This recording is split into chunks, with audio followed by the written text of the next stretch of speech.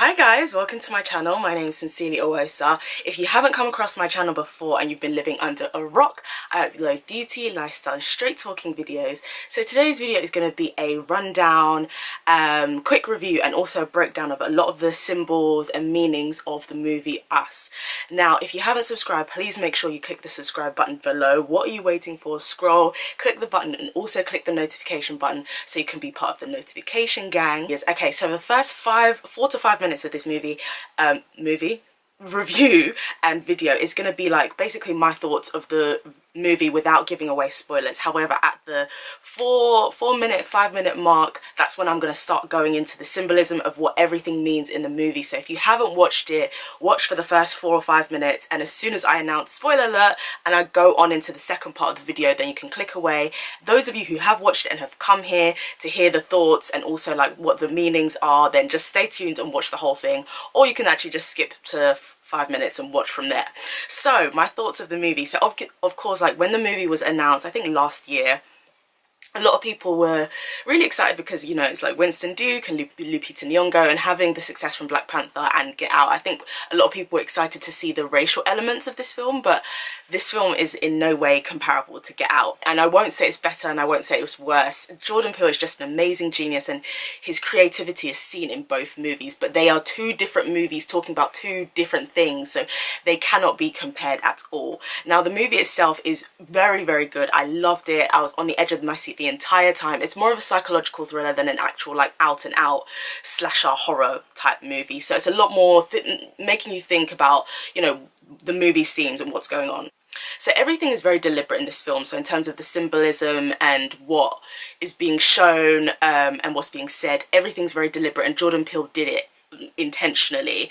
Now the film itself is more of a commentary on the political climate that we find ourselves in. It's talking a lot about the US and xenophobia, and to be honest, I don't think that's solely something the US struggles with. Like if you look at Brexit, the UK and Europe is struggling a lot with xenophobia and has been, to be honest, for a very, very, very long time, and obviously that has its links with colonialism and white supremacy, and we'll be going into that as we go forward. But a lot of the movie is talking about America facing its worst enemy, and it's the demons inside. A lot of themes of identity throughout the movie, good and bad, and morality, and why we found ourselves here today. What I thought was really cool was when I actually watched the movie afterwards, I was talking about it to a friend and I realized that Us is symbolic for a few things. So as you watch the movie, Us is obviously talking about us, the family, realizing that there's basically kind of like clones of themselves outside in their garden,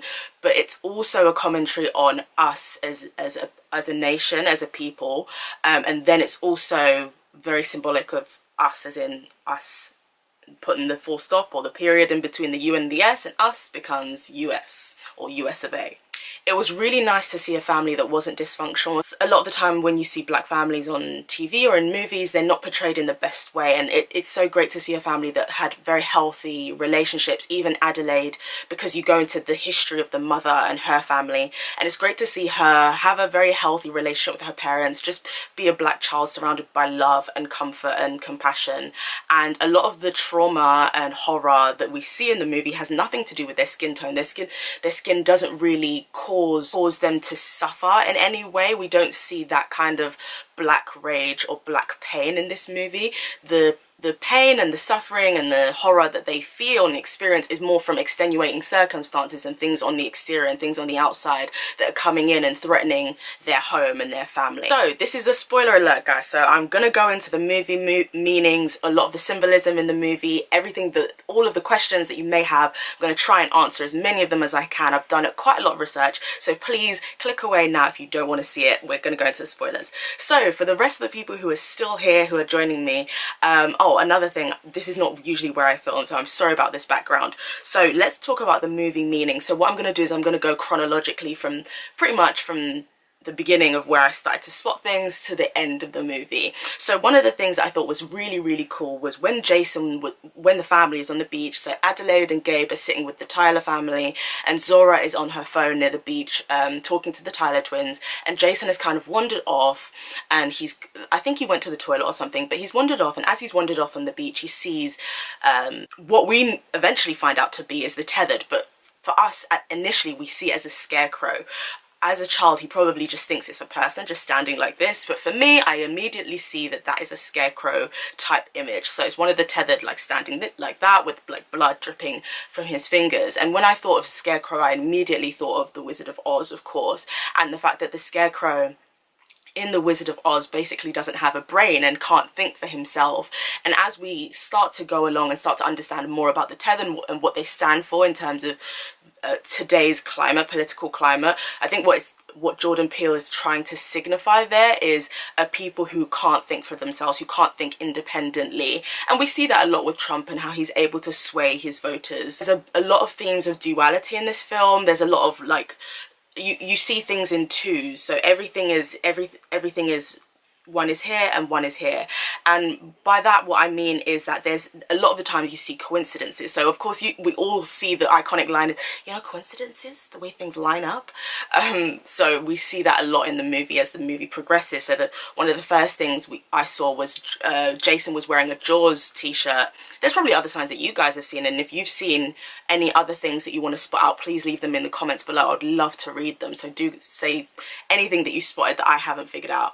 So he was wearing a Jaws t-shirt, and of course, like, the movie is very much inspired by like 70s 80s pop culture. There's Goonies references in there as well, and a bunch of other pop cultural musical references from the 70s and 80s. Obviously he's on the beach, and then there's Jaws, and it's that thing of impending doom, but it's also that thing of duality of Jaws and then also just being on the beach, where a lot of the Jaws movie is, you know, set. The thing that I saw in terms of duality was 11:11. So we see the Jeremiah 11:11 plaque being held by someone at the boardwalk, but then we also see it as the time when Jason is talking to his mum after running off on the beach. And I will go into Jeremiah 11:11 later. And then we also see bunnies twice. So we see the rabbits in the what I like to call the upside down, so in the tunnels underground, but we also see Red holding the bunny and cutting off its head, and it's just this thing of constantly seeing things twice, which is perfect because obviously the movie is about clones, it's about replication. That also reminded me very much of Stranger Things and the upside down, and the fact that the upside down is like the twisted version of what's going on up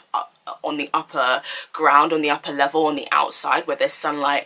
Now, one thing that I thought was really interesting in terms of, like, you know, we're thinking about Adelaide. By the end of the movie, we know that she's basically the tethered, she is the original Red, and we're thinking, okay, like, how could we have missed it? And if we go back to the beginning, when she's talking to Gabe in the bedroom after Jason ran off and after she's seeing all of these coincidences, blah blah blah, and she's talking about there being like a heavy cloud over them, and what I noticed is that her voice sounded really scared, really petrified, and also really, it lacked the normal flow of someone's speech. It sounded really erratic, and I think that's the first time we see Red, her true personality, coming out. The feeling of the guilt that she knows that she's caused this situation, and Adelaide is basically coming for her to enact her revenge. When we do meet the tethered and they come into the house, I noticed that Adelaide's character calls for the police, and the police said that they're going to be there in 14 minutes. And it's that thing of the police having this complete nonchalant,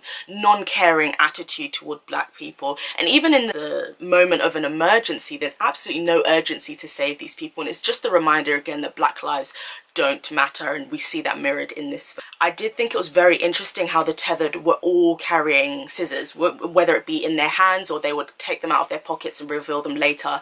And I was realizing that scissors are very intrinsic to the idea of being tethered. When you're tethered to somebody, you're attached, and scissors are the thing that cuts you so that you both become your individual persons and your individual personalities. And it's also that theme again of being born, and that tethering connection from a child to its mum through the umbilical cord, and the fact that the doctor or the nurse goes in with the scissors to cut it. And so early on, while we're all having that really twisted meeting in the living room while the fire is going, obviously we've got like a really close look at Lupita Nyong'o's face as she's crying with the fire kind of like glistening just in front of her. So we've got those orange specks on her face, and it's very similar to Daniel Kaluuya's character in Get Out, where he was crying also after having that meeting with his girlfriend's mum, and basically going into the sunken place. And it's interesting how Jordan Peele is always dealing with something that's below us. It's interesting that he's constantly bringing that out through these movies. So we see that Red is talking in that meeting, and that's one of the first hints that Red is somewhat different to the others, because she's the only one who can actually communicate with words. The rest of the tethered seem to growl or grunt, whereas she's talking, even though it's really strangely, but she is talking, and that's one of the first clues that, yo, this is actually Adelaide. I thought it was very interesting the way that Gabe and his tethered had that violent confrontation, and how the tethered version of Gabe was always able to kind of beat him in a way that would incapacitate him. So he was never really able to walk or really kind of get himself going in terms of his physicality. And I thought that was very interesting because the rest of the family were fully able to kind of move their bodies despite having violent interactions with the tethered versions of themselves. And I thought perhaps that was a symbolic way of talking about black men in today's society, and to be honest, perhaps for centuries, where black men have felt very much incapacitated and disenfranchised and belittled and battered and bruised by white supremacy and structures that kind of limit them, so they're not able to fulfill their roles as human beings, and perhaps fulfill their roles in families as well, to, you know, help and defend when they need to, because even though Gabe was able to fight for himself, his injuries really stopped him from performing to his full capacity. I did think it was also very interesting, after Gabe had injured and I think killed his tethered version of himself, he was basically lost at sea, and he was looking around and he couldn't find anywhere to, you know, like, he couldn't find any help. There was no land nearby, his boat had gone, and I thought that that was probably symbolic of slavery and how enslaved Africans felt perhaps a loss of connection to their land, but also a nice twist as well, having the fact that they were able to fight back, as we see from the Kanye West, like, oh, they couldn't defend themselves. But if we see from things like Amistad and the revolution in Haiti, in terms of fighting against colonials and against their slave masters, I think it's very symbolic that Gabe was able to kind of mirror that, and we see that on screen.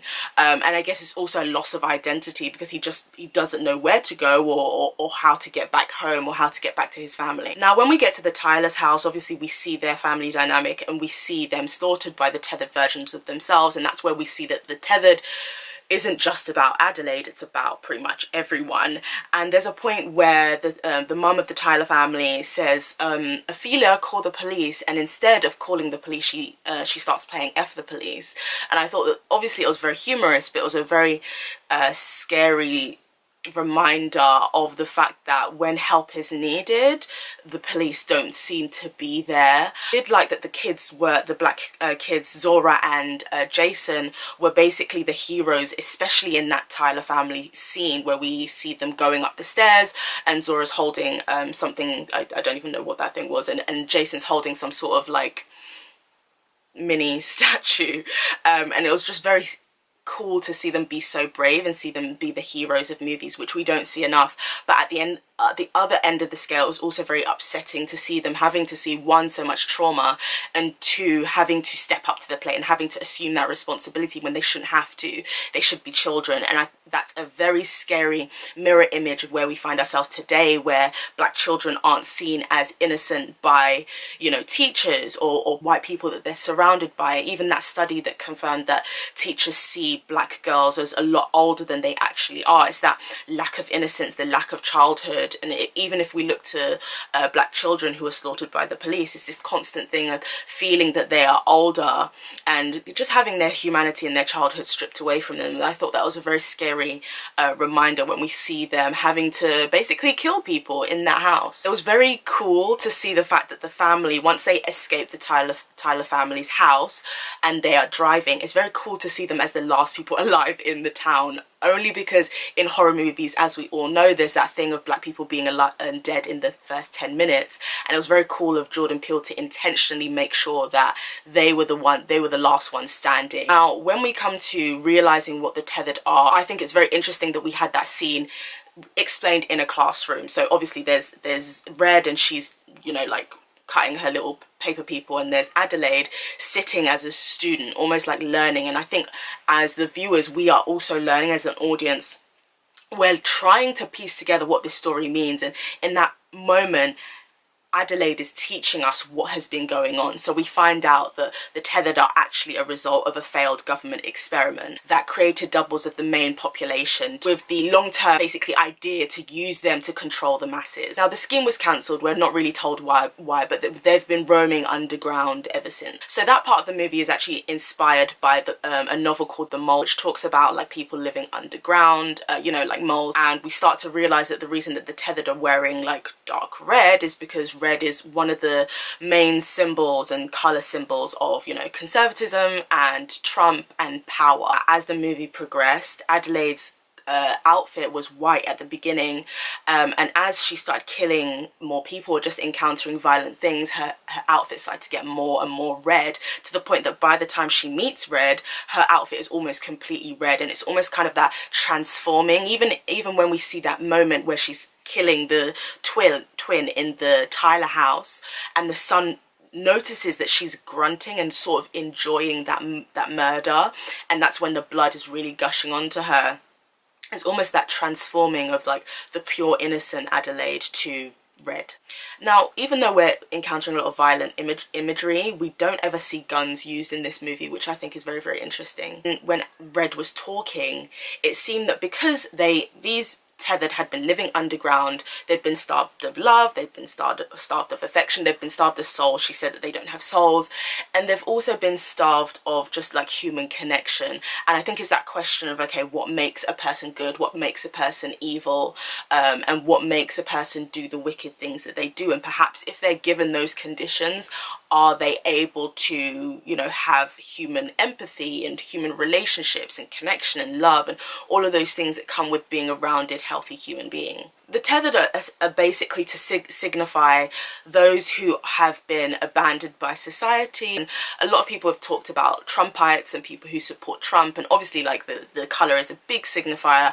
And when we get to the end, of course, we see the wall, that they are signifying followers of Trump. Thing is obviously because Adelaide is able to speak, they were able to choose her and see that she was special, and she was able to use the privilege that she was able to speak, to organise, assemble them, and use them as a weapon essentially for the people above. And I think that's very symbolic of the way that Trump has been able to use his wealth to influence and organize and influence his supporters to believe in his dangerous rhetoric. So obviously we see that the tethered have been living down below, and the fact that they've been living underground for so long without any sunlight. Red talks so much about you have been living in the light, and obviously we know that light is a big symbol for knowledge. And I think it's a dangerous thing to say that's the whole thing about Trumpites, is because of ignorance, because it's not just ignorance. There are racists who are very, very wealthy, who've been to the best schools in the country or in the world, and still are very, very bigoted. But I think that's another reminder of him just saying that ignorance is a big part to play in this, which I think is a decent point to make. As Red is talking and she's kind of backtracking, we're having flashbacks of the history of her life. We see that she's wearing a Hands Across America t-shirt, and of course, I had to Google this because I was not alive then, but Hands Across America was a charity PR stunt done during Reagan's reign, I believe. I can't believe I called it reign. His time in office. And that was to end poverty and end homelessness in the States. And it was basically to create a big wall all across America of people holding hands. Now it was ironic because Reagan's politics basically was it was actually causing a lot more homelessness than it was preventing. And it's very similar to Trump's idea of the wall border for Mexico, which is going to cause more families to be living in poverty, and it's going to cause a lot more families who are seeking a home, a safe home in the States. They're going to feel that homelessness because Trump is not allowing them to find a home, and therefore increasing homelessness in the same way that Reagan was, but just in a different format. As we get towards the end of the film, we're seeing a lot of the Jeremiah 11:11 reminders again, and Jeremiah 11:11 is basically God talking to the people of Judah, a subsection of the Israelites, and just talking about impending doom because of their sins. The tethered talking to to the masses living above, saying that Red does mention that they have taken what they have for granted, and I guess it's that impending doom of we're coming to enact vengeance and we're coming to take what you didn't appreciate. Again, I think it's very, very interesting that we end the movie with a massive red wall all across America that we can see as the family are driving away from the situation that they've had to deal with, and it's a reminder of that impending issue of the wall and the idea that he wants to keep people out, and obviously in this movie they want to keep people in. And I guess it's just a reminder of where we find ourselves in the current climate, xenophobia and racism and all of these powers that play, especially privilege. And I think that idea of Adelaide's privilege of being able to talk and being able to influence and what you can do with privilege is a big signifier of Trump and what he's been able to do with his privilege. Please do leave your thoughts below. I'd love to know what you think, and obviously, of course, please do make sure you subscribe, and yeah, I'll be back again soon.